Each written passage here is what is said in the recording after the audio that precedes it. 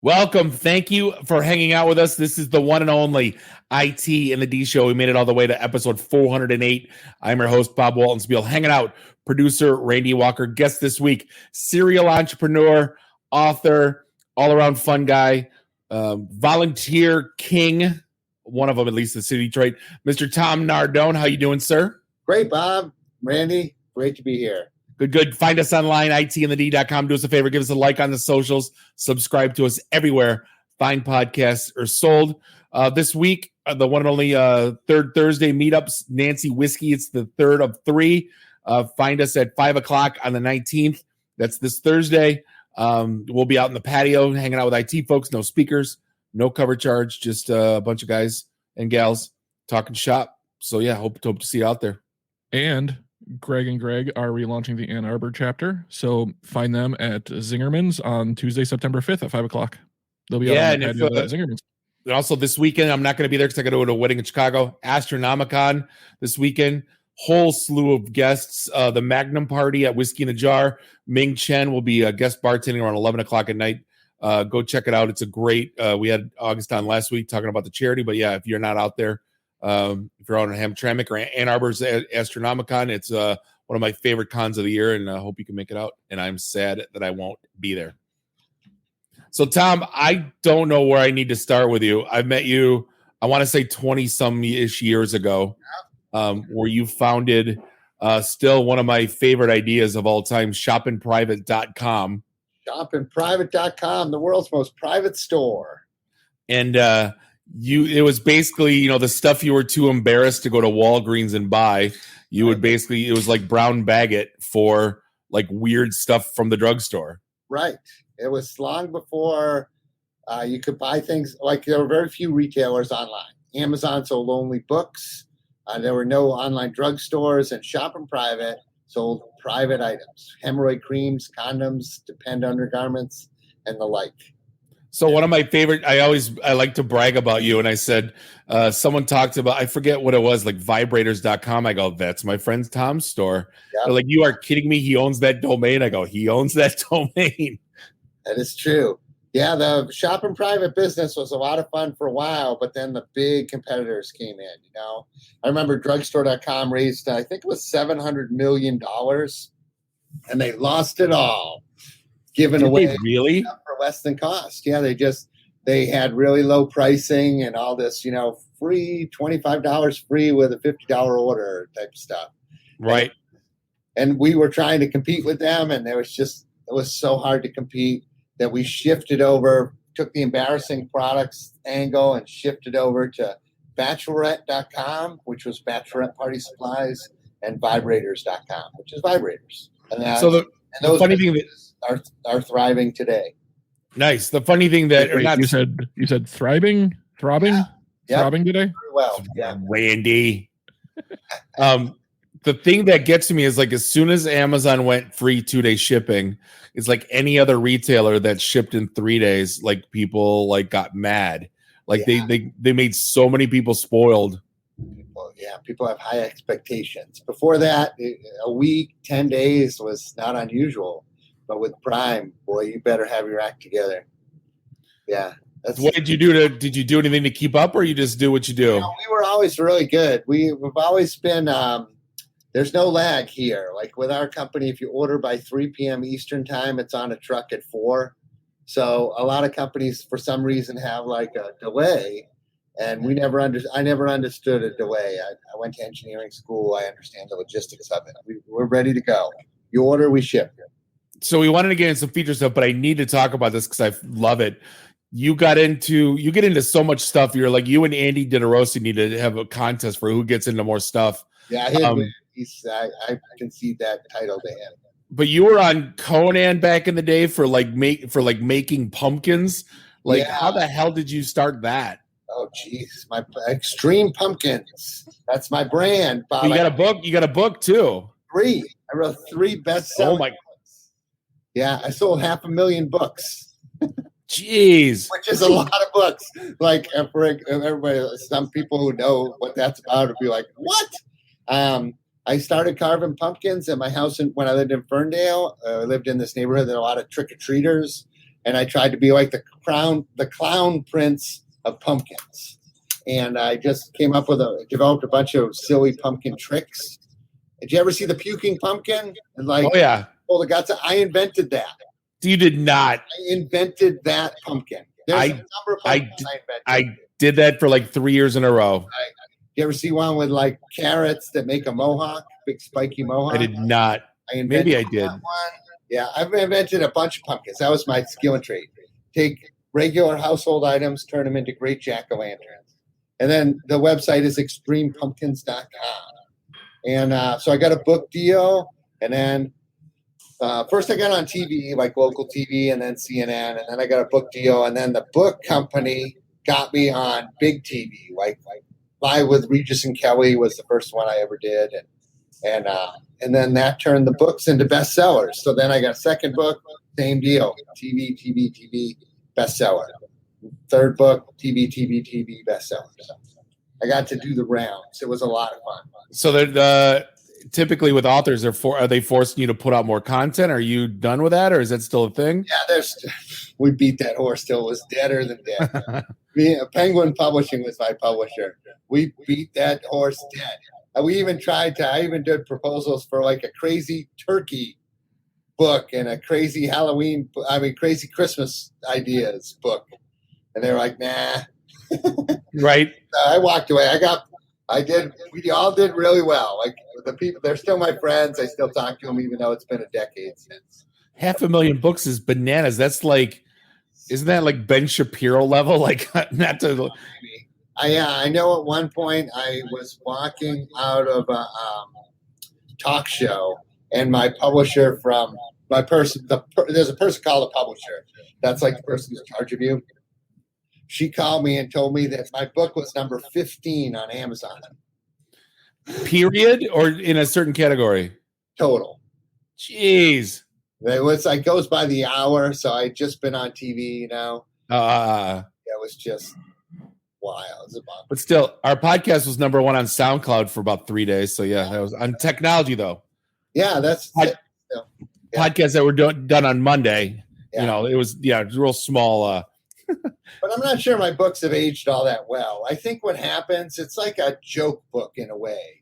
Like the idea you come up with and goes in this book is novel for a year or two, but then after with everybody else sees those same pumpkins, like the idea is to make a cute pumpkin no one's ever seen before. But then you put it in a book or put it on the website, everybody carves it, and then it's all over social media. And then people see it and it's not novel. You read Truly Tasteless Jokes lately? Yeah, no, but yeah, that sounds like it, right? Like it's just the same joke over and over again. It doesn't age well. Yeah, it's like the whole, yeah. I saw an interview once with that Jackie the Joke Man. He used to be on Howard Stern. Oh, sure. And they were talking about, apparently he had a beef with Rodney Dangerfield. And Howard said, why do you have a beef with Rodney Dangerfield? And he says, because I wrote a joke for Rodney, and Rodney didn't pay me for it. This is like they have long-standing beef over it. Right. So Howard said, what's the joke? And Jackie said, the joke was the double bagger joke.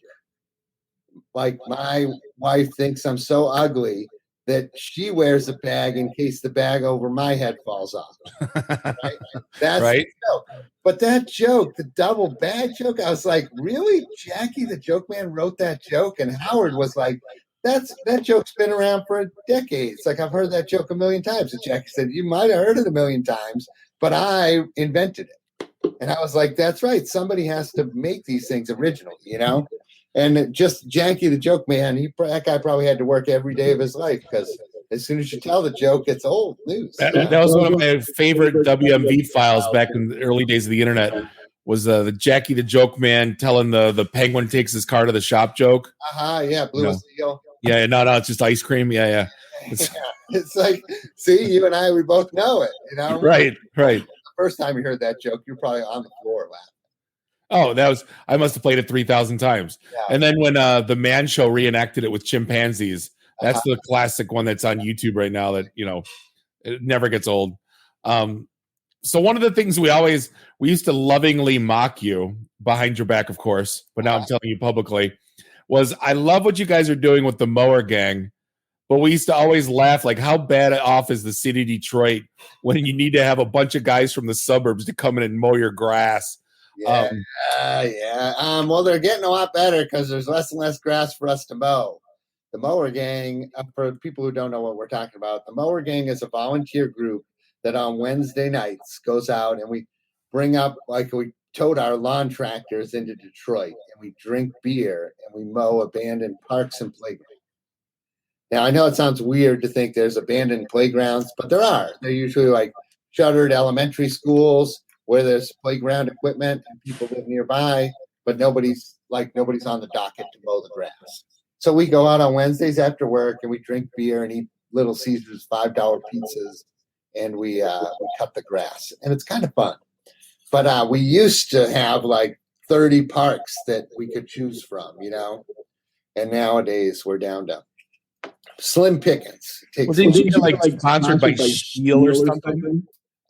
We've had various sponsors. It's been 11 years. I've been doing the Mower Gang for 11 years. So our first sponsor was Husqvarna. And then our second sponsor was Craftsman. And that was a good one. They made a movie. They made like a short film about us, like a long-form commercial. And they donated a lot of stuff. They donated like 7 lawn tractors and $20,000 worth of hand tools and all this other stuff. I still think it's kind of awesome that you guys were doing that. We, like I said, we lovingly mocked you, but at the end of the day, it was, if you weren't doing it, no one was. So it's kind of like hats off to you. Yeah. People would say, "Oh, you should bring your volunteer group to this town." I'm like, that town doesn't need it. Right. Detroit's the only place I know of that can't mow the parks or couldn't mow the parks. No, it always drives me nuts when you go down Detroit and like, why can't you edge like on the side of the highways on service drives? And it's like, I look at the amount of trash. Oh, crazy. Well, I tell a story.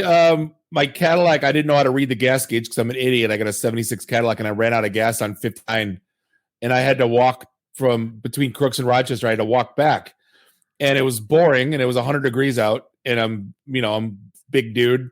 So I started counting stuff on the side of the road and I got up to well over 150 1 ounce schnapps bottles and at least 250 Whippets empty canisters. Yeah, we see a lot of those. How many sweets packages did you see? Swisher Sweets, not many. No, that's what we see a lot of blunt, because they make blunt rolls. Yeah. Oh, they take off. Yeah. So when I originally introduced you, I call you a serial entrepreneur. Yeah. Your latest venture intrigued me because I got a follow that could probably use it. Yeah. But I guess walk me through what it is and how you came to this because it's unlike anything you're doing. Right.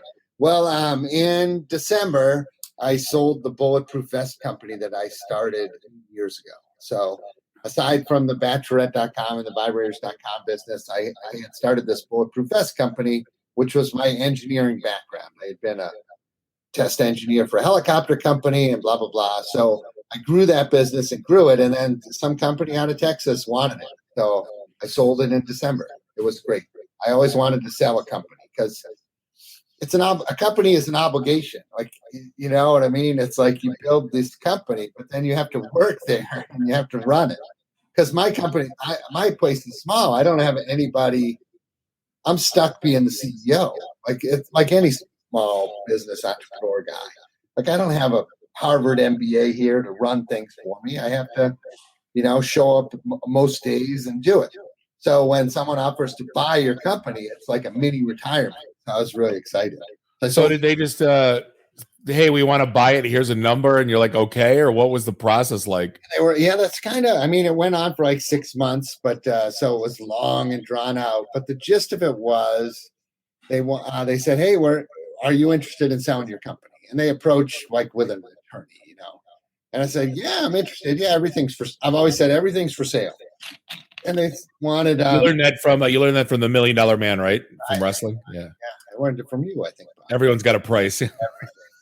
Everything. And they said, well, I said, do you want to buy the whole company? Because that's kind of weird. They were in the gun industry. And they said, no, we just want the Bulletproof Vest company. I said, well, it's part of this big thing. And then they said, can you break out all of the financials to say this is what the Bulletproof Vest company costs to run?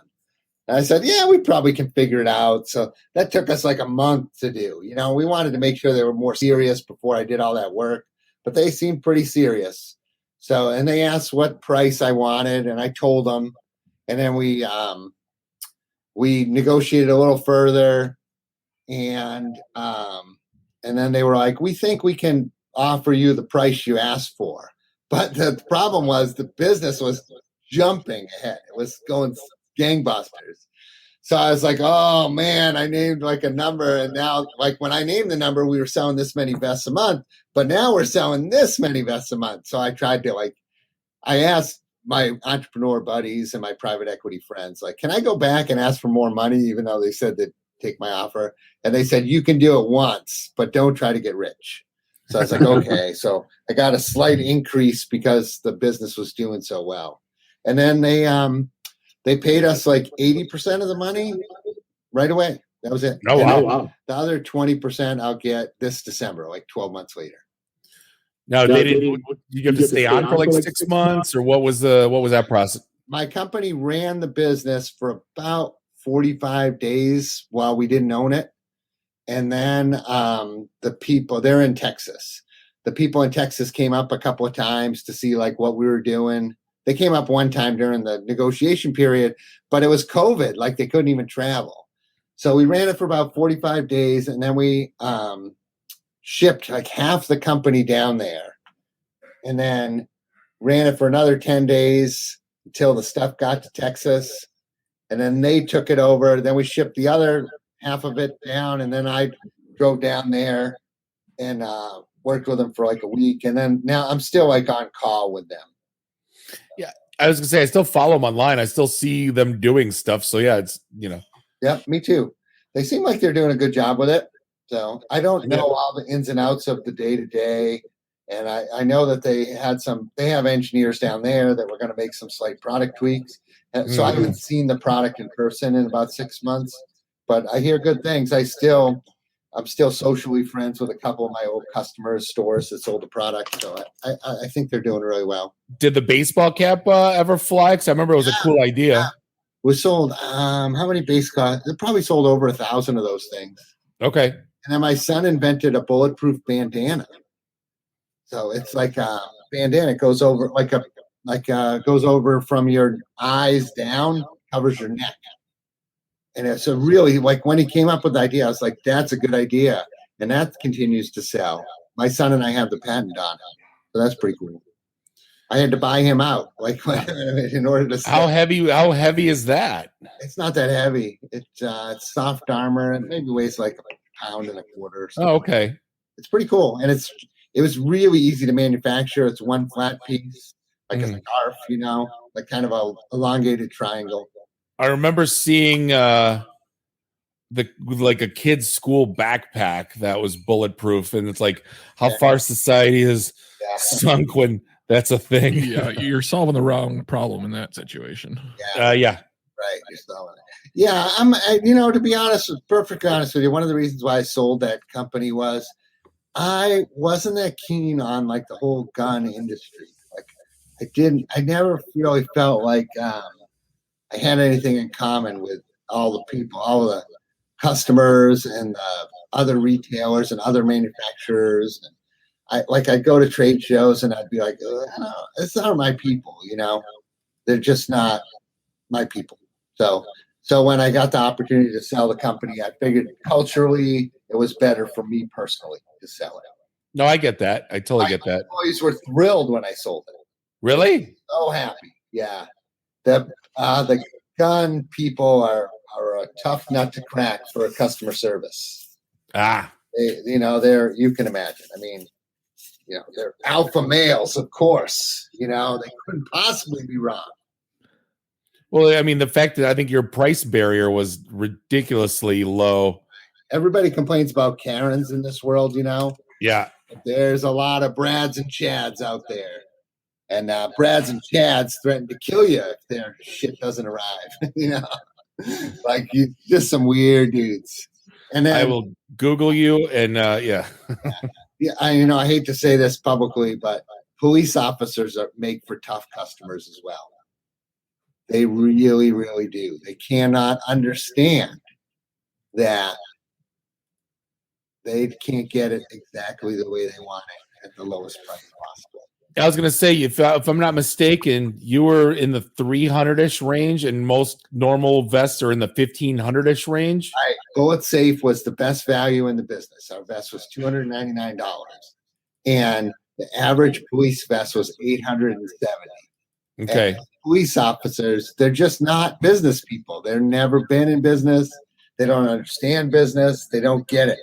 They would ask, like, why don't we have the same feature that their $870 vest does?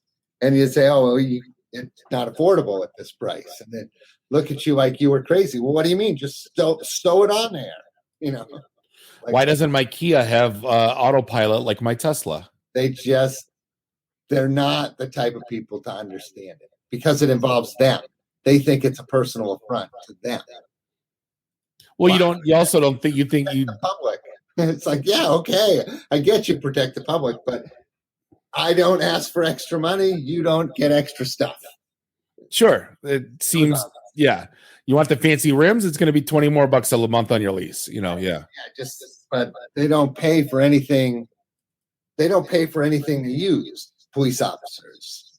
They don't pay for their car. They don't pay for their gun. They don't pay for their body armor. They don't pay for their uniforms. All of that stuff is just given to them. They show up for work and you get all the stuff to do your job. Sure. So then they don't understand that someone has to, pay for it.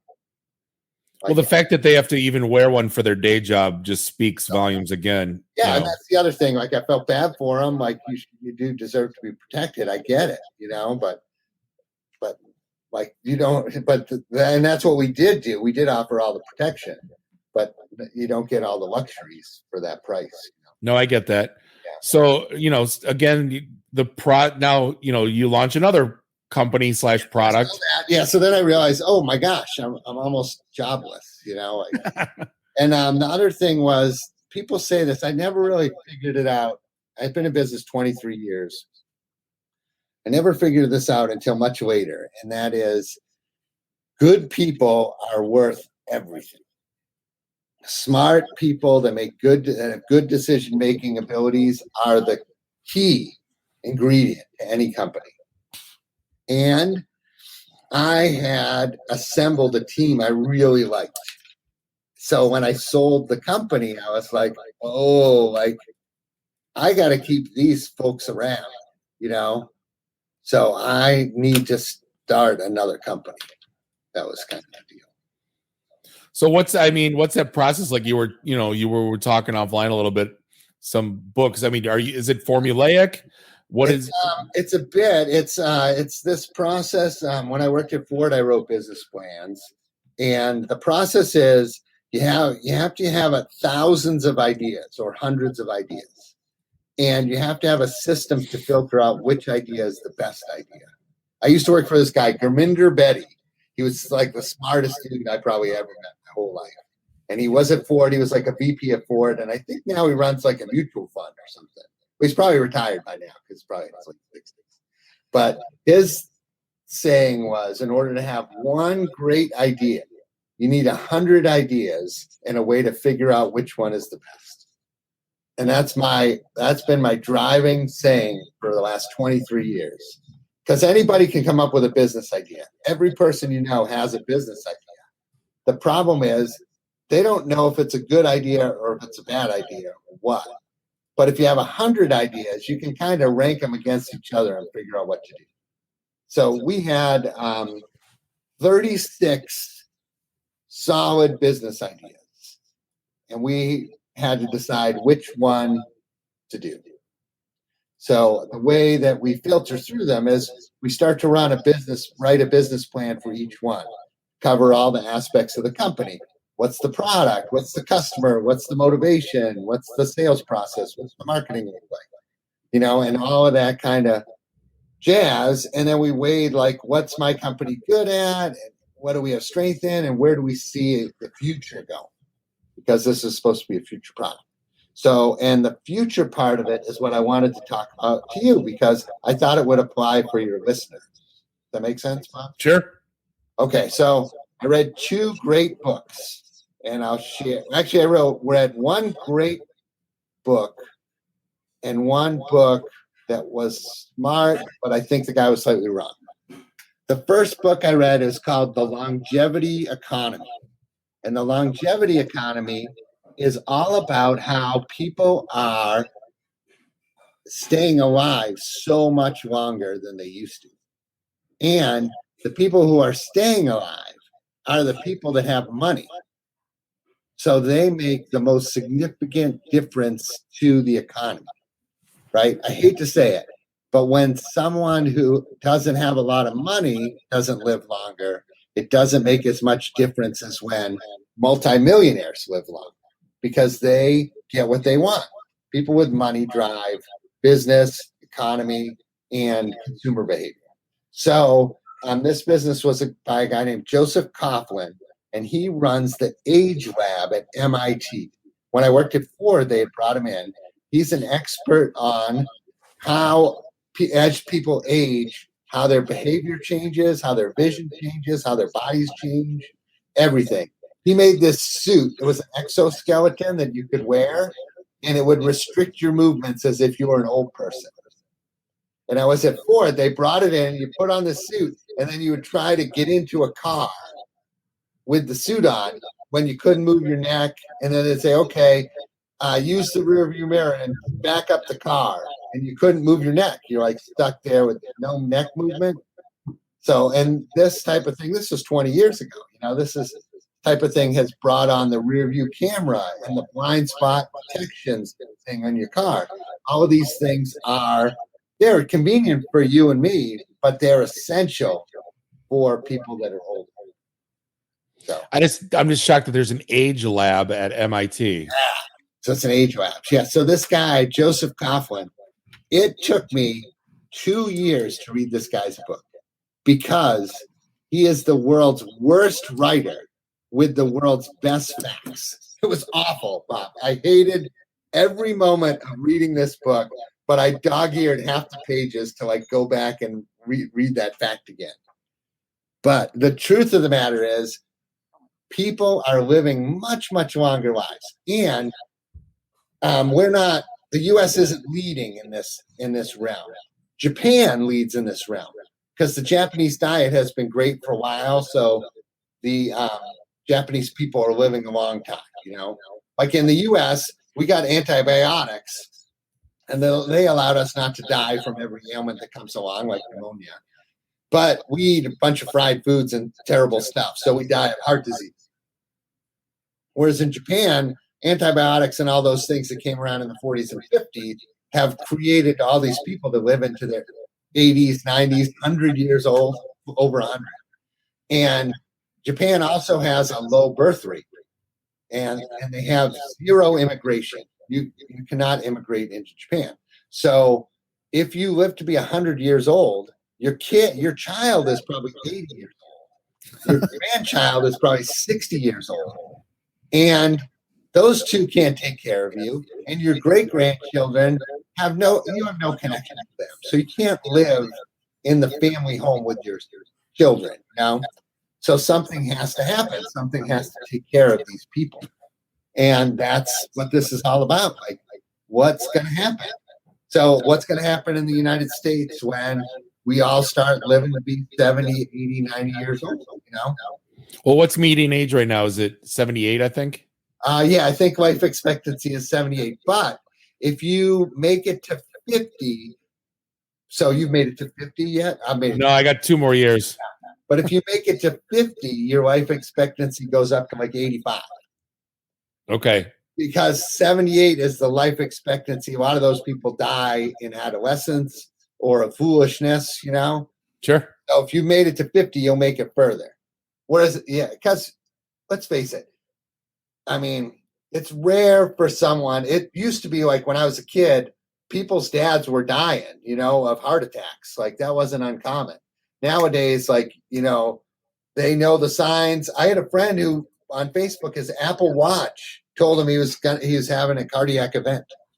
What? Apple Watch told him to go to the hospital. And he went to the hospital and they were like, yeah, you're having like a afibrillation heart attack. Just from his heart rate or what it? Yeah, his heartbeat was all going crazy. That's bananas. I've never heard that before. Yeah. Do you have an Apple Watch? I don't. I almost bought one. I almost sold I have like a fancy watch.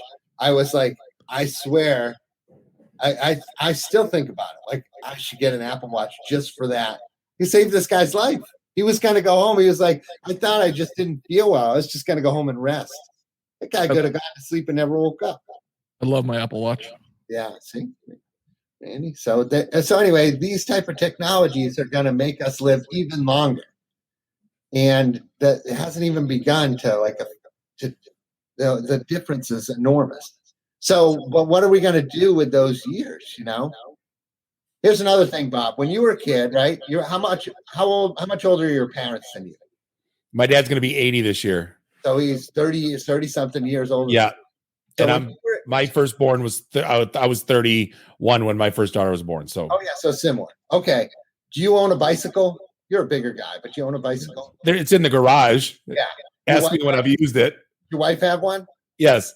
Yeah. Does she ride hers? No. No. Well, a lot of you have friends that ride bikes, though, right? Very few. Really? You don't have any mountain bike buddies or anything like that? It's common, though. Kayak, paddleboard, mountain bike, all of this stuff. When you were a kid and you were 14 and your dad was 47, 48, did your dad have a bike? It was hanging upside down in the garage, but it was there. You ever see him ride it? No, God, no. Nope. But you can go out to any place where there's like a bike trail now, and you'll see like 60-year-old people, 70-year-old people riding bicycles.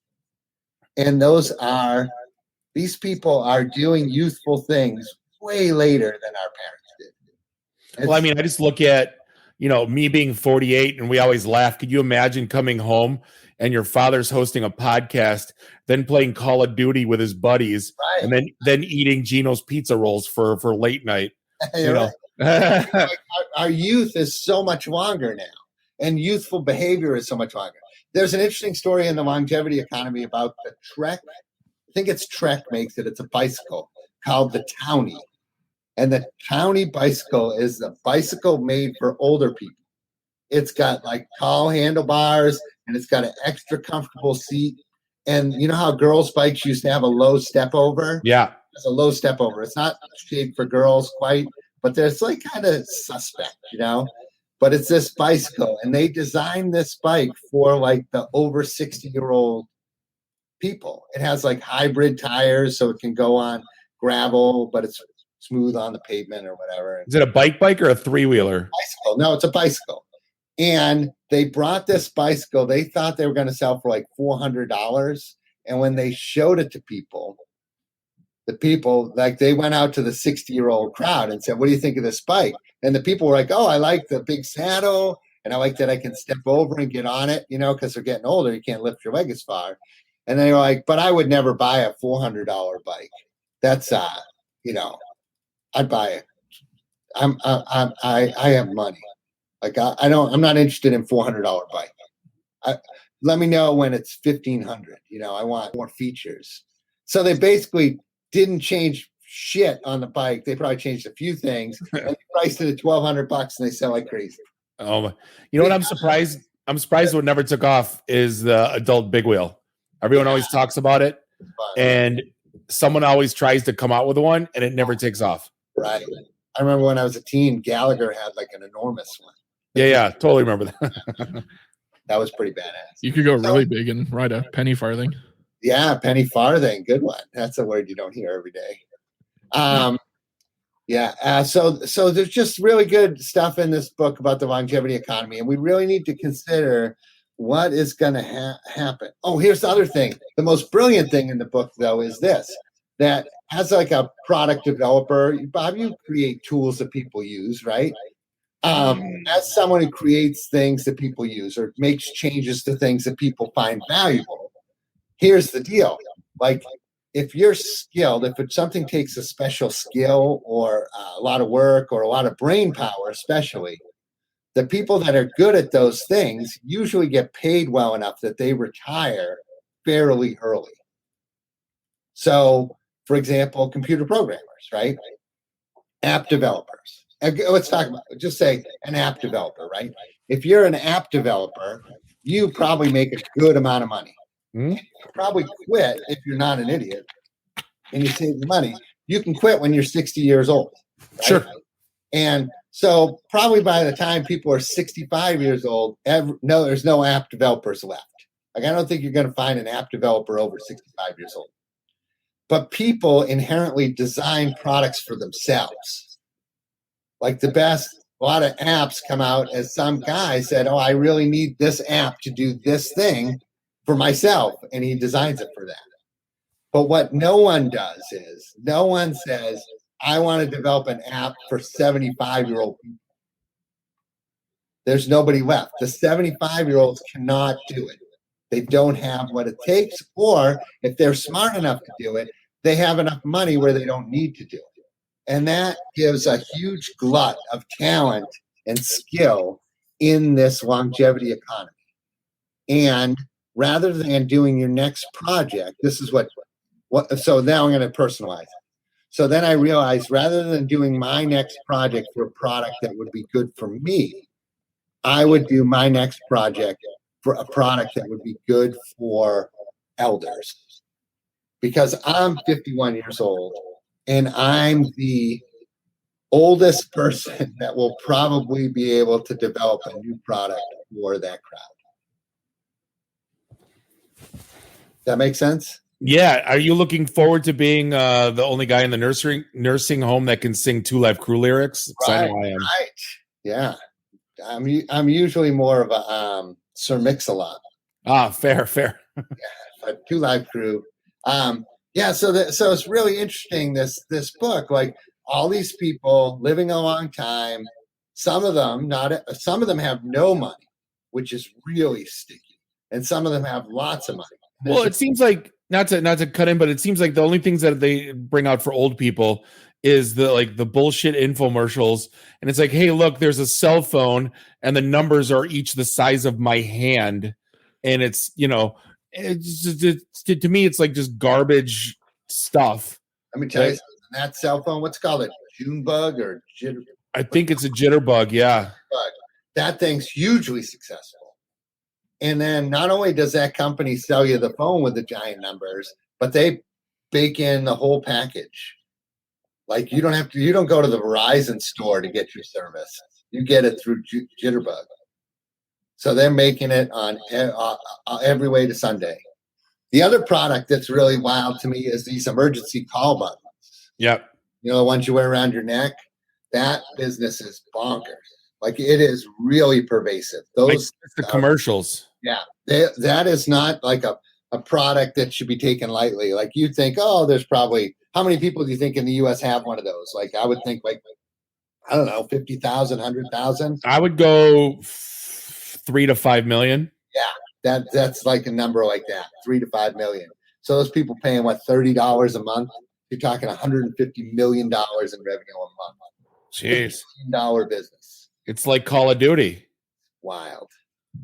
And the technology behind it hasn't changed in years. No, it's just, what is it? Just push out a SMS or? Well, it's like, why aren't these people wearing Apple Watches? Yeah. Call 911 from their watch. Imagine the size that you need for the Apple Watch. They could read the numbers or read the. But I mean, they're wearing this crazy pendant around their neck that ties. The box looks like an answering machine from the 90s, and then you need a landline phone to run it. I mean, it's so crazy. I bought my dad. He's 79 right now. I bought him a Google Home for Christmas, and it's the greatest thing that he's ever gotten. He just to ask it what the weather is, and then play polka, so he ties into music, Yeah. He's got my kid's soccer schedule on the thing, That's good, yeah. So I mean, yeah, he just one time the Wi-Fi went down or something, and he was lost. When I got it back running, and He's ecstatic. Issues with it, but a fantastic device. I have a father-in-law. My dad and my mom are still alive, and they all live independently, separately. And my father-in-law, mother, and my mom have iPads, and let me tell you, they require no technical support whatsoever. The iPad. My dad has a laptop, and he just came to visit for the first time in 12 months. And he had 3 laptops with him because he had got all 3 of them locked up.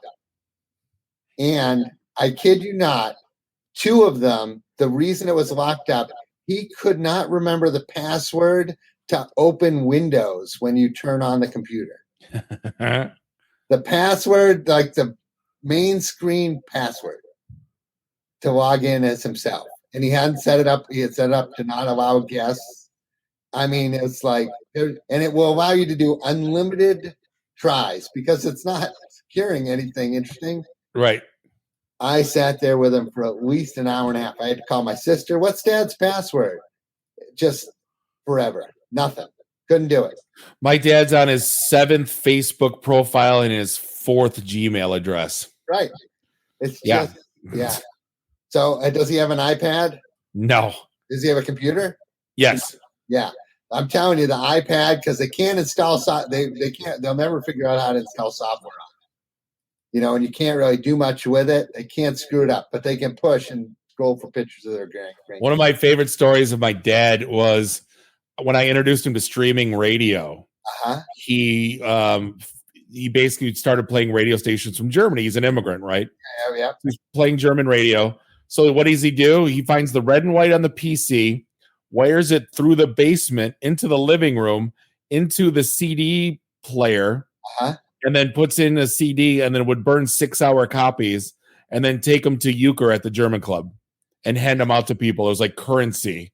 And he absolutely loved doing it. Like every day he would make a couple of them. He'd listen to the radio all day. That's funny. And I'm like, why didn't you just tell them which streaming radio station so they can listen? He goes, hey, he had more fun doing it this way. Yeah. They get the CDs. They understand. Yeah. But there is something to this idea that there's simplicity involved, like that these things need to be fairly easy to use, but they have to serve the purposes of the client base. And you have to understand the customer and be sympathetic to them. That's not hard. I mean, you don't have to spend time in the nursing home to build products for the nursing home, but you have to understand what's going on. We haven't told the audience what the new company is. So the new company is called Dignity Lifts, and what it is they're called toilet lifts, and they are essentially, if you've ever seen one of those recliner chairs that your grandpa can sit on and push a button and it lifts him up and puts it back on his Got one for my dad when he had his double knee replacement. Yeah. Yep. It is that device, but for your toilet seat. And the reason why a toilet seat is a good idea, because your toilet seat goes lower than your recliner chair. And a lot of people, if they sit on the toilet seat too long, they get stuck there. Their legs can fall asleep, and bathroom falls are dangerous for when you get older. I could have, so I had knee surgery, big, long, hospital for a month, sepsis, all that. I'm not going to lie. I would have, if you would have had, I would have bought one for me. Right. Or rented one. You could have rented one. Medical available for rental. The other thing one of these books talked about is one of the root causes for death. Now, not the cause, but one of the root causes when you're older is a fall. So when you fall, when you're older, you don't get killed by the fall, but these are the things that make you bedridden because you heal so much slower in your 80s. So you'll be bedridden, you won't be able to move, your cardiovascular health dwindles, you can get bed sores or sepsis like you had an issue with, infections, you end up spending time in a hospital, and you have a weakened immune system. These falls really can very quickly lead to your demise. So fall prevention is a good way to live a long time, keep your balance and to stay away from dangerous situations. No, I mean, I could see, you probably saw it too. That's why you kind of came up with it, with like, this has got to be a thing in nursing homes, right? Like, thing. Yeah. Actually, Yeah, I mean, and we think it's going to be a thing in people's homes because the wealthiest Americans will never end up in a nursing home. no. Well, that was the running joke with me is because my house is full of stairs, and when I had I was basically sleeping on my recliner for 6 months. So everybody's like, "You need the poltergeist chair to go upstairs." Right. I'm like, I'm not installing the poltergeist chair. Yeah, you've heard the joke, right? That thing drives me up a wall. Yeah, exactly. Yeah. So there's a whole thing going on. It's a very fascinating book, The Longevity Economy. And then the other book I read was called The Industries of the Future. And this is another very intelligent guy. I think he's from Johns Hopkins or something. And he's, one of these researchers. Oh, and he was like Hillary Clinton's innovation czar or something like that. So he's well knowledgeable guy, but he Harvard Business School, all that kind of crap. So he picked 5 businesses of the future. You want to hear what they are? Love to. And it has a lot to do with the longevity economy. One is advanced life sciences.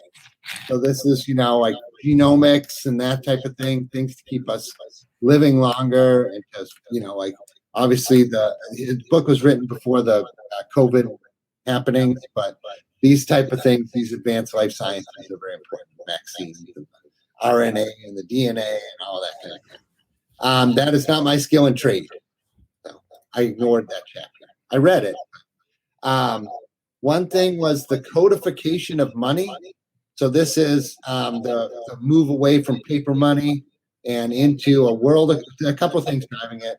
You might think immediately codification of money like cryptocurrencies. Yeah. There's more to it in that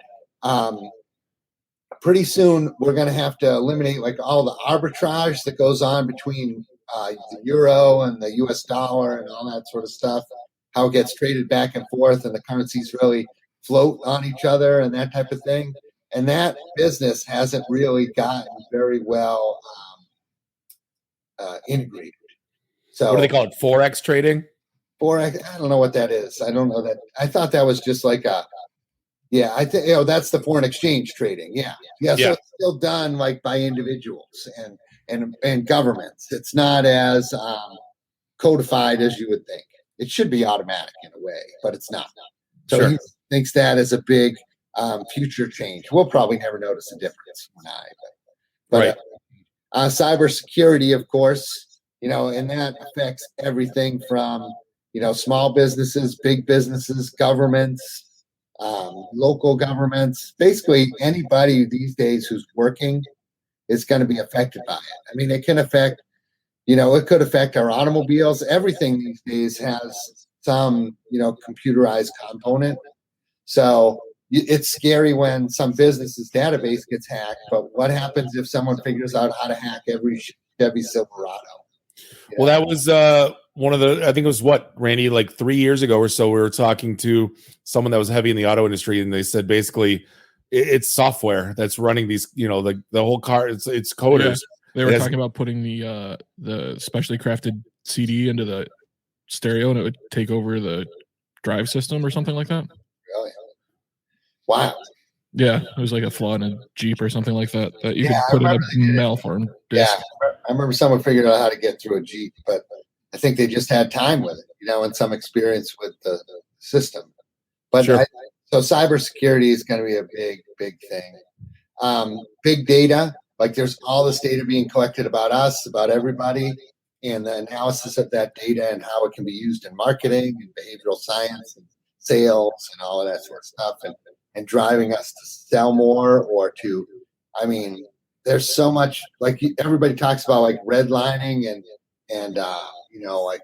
what are the underwriters, not insuring certain people, but those people have access to the data that tells them like, don't underwrite that guy's loan. He won't pay, and they can know with like a really high certainty that to stay away from that person, and the more data science that gets involved in these decisions, the more profit for these institutions and the more they avoid trouble, Like if you were in the business of writing loans, and I told you I had a system that you can go from 1 out of every 1,000 people default on the loan to 1 out of every million.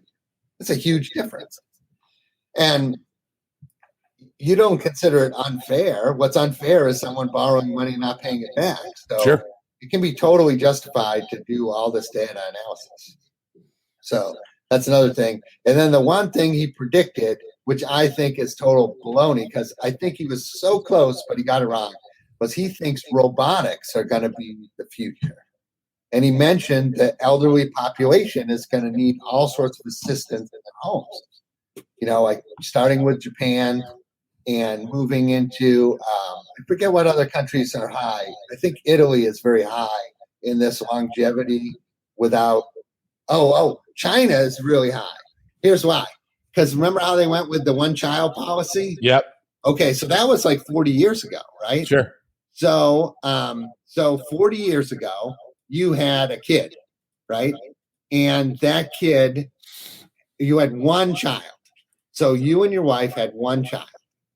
And then someone else you had a son. Someone else has a daughter.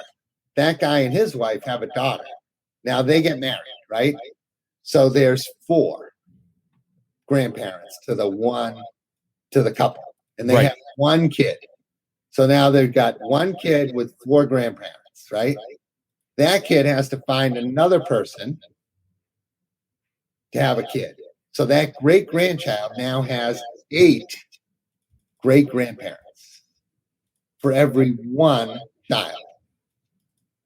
How's that going to work? What's going to happen when they're elderly? Right. They have 1/8 of a grandchild.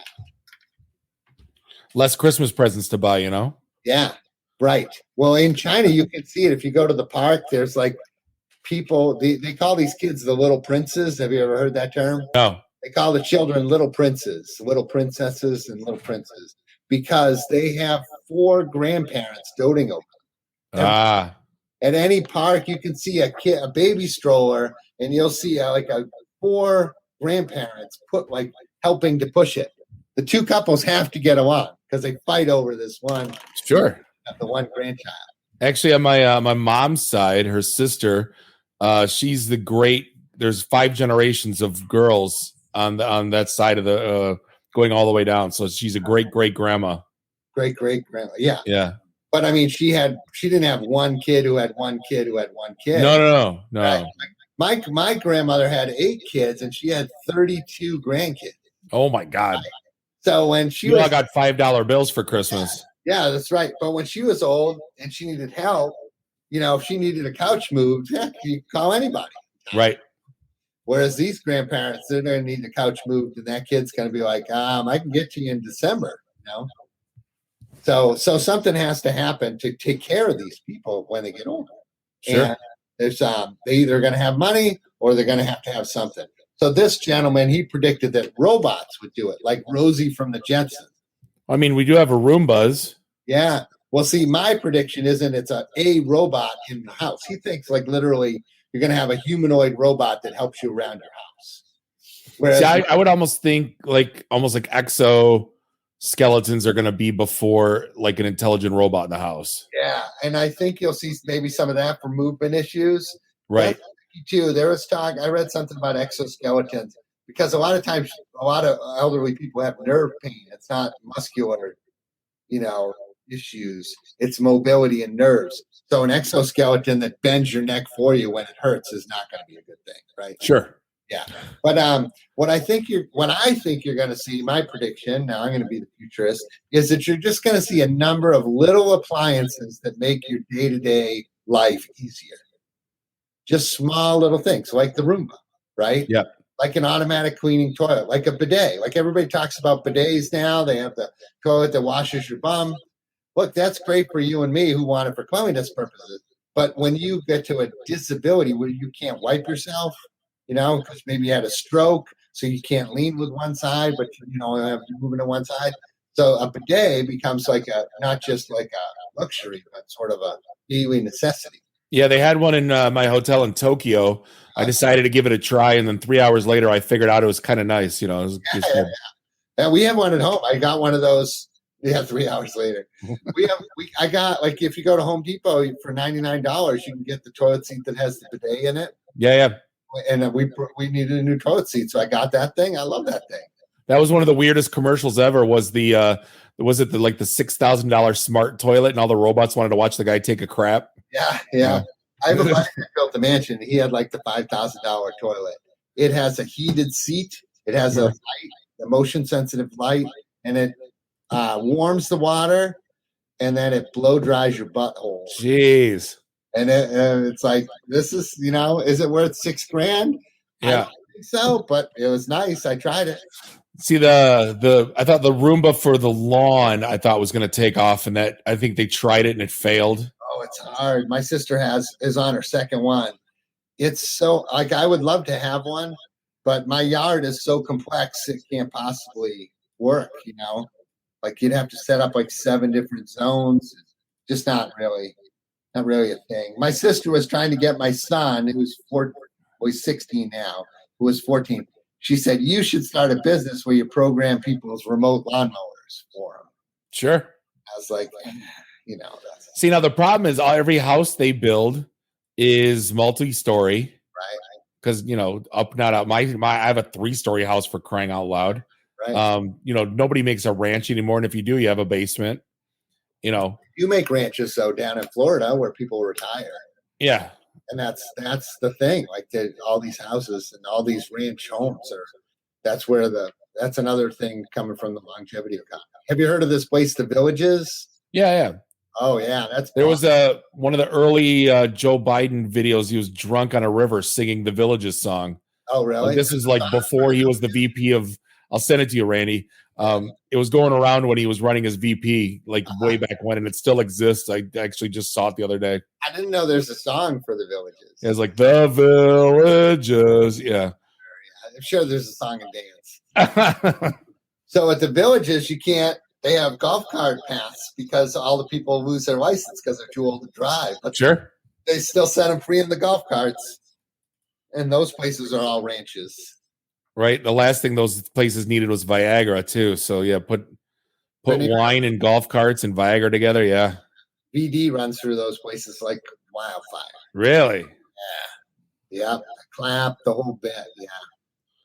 But yeah, if you look at, the biggest hindrance, I look at, like, I'm trying to take my dad, for example, 2 replaced knees, crazy arthritis in the knuckles, like just getting through the day, it's just a freaking challenge. It's a challenge, it's really a challenge. And then, like,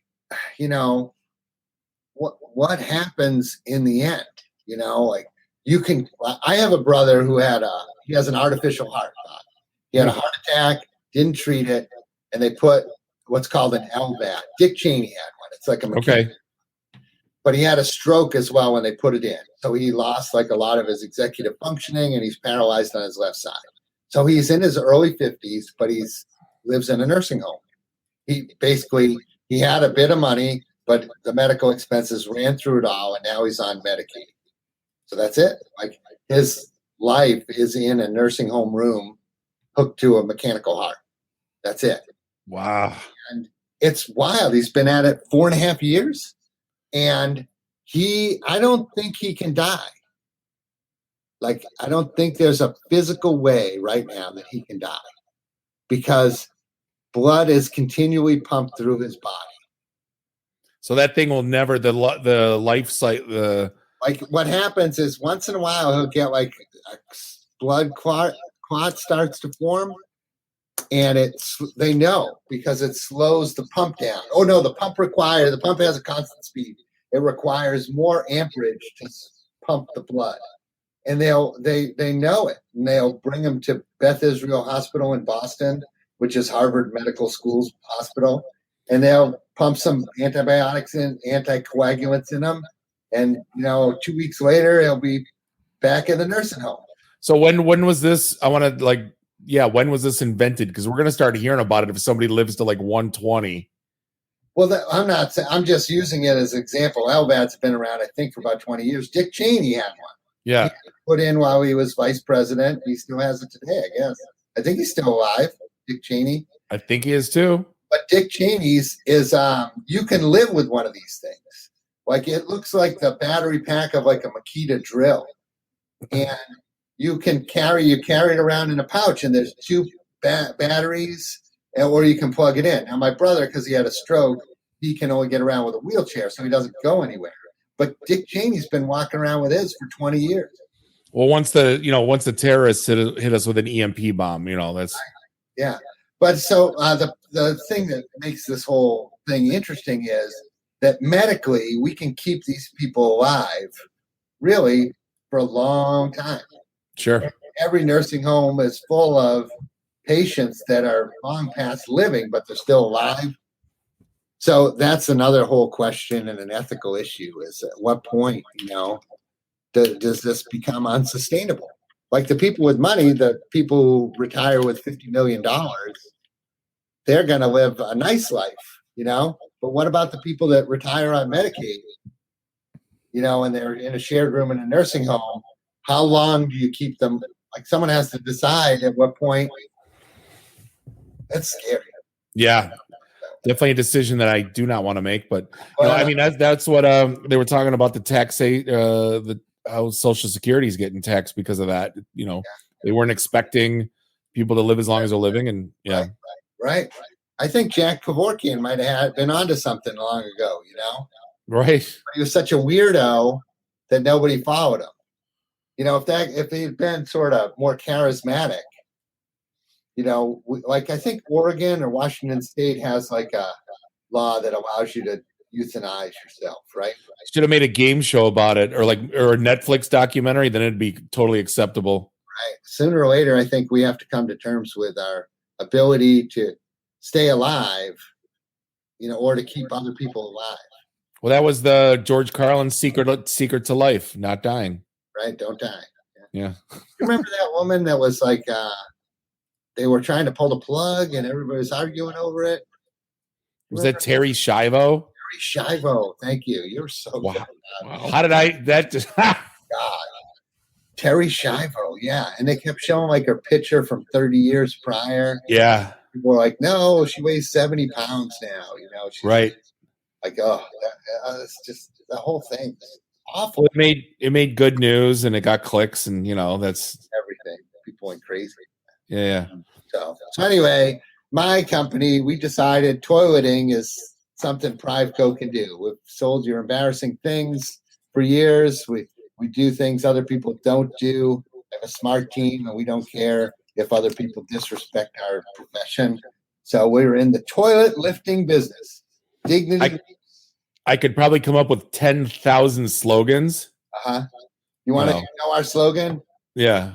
Stand up for yourself. Fair. Not bad. I'll come up with something. I'm sure. You email them. It's poop humor, obviously, right? Of course. I want all the jokes. At the trade shows where I stand there and I show people the lift, usually I say, would you like to ride the world's worst roller coaster? Very slow. It takes 20 seconds to stand you up. You can't stand people up too fast. I had to because they'll get lightheaded. Sure. People have health issues, No, but that's has that been done? Or yeah, there are other companies that have had toilet lifts before. Okay. Typically, it is a company that makes other products. Like the biggest company in the business makes like wheelchair ramps and rollers and other things like that. And then they bought a small toilet lift company. Got it. I wasn't crazy about their product.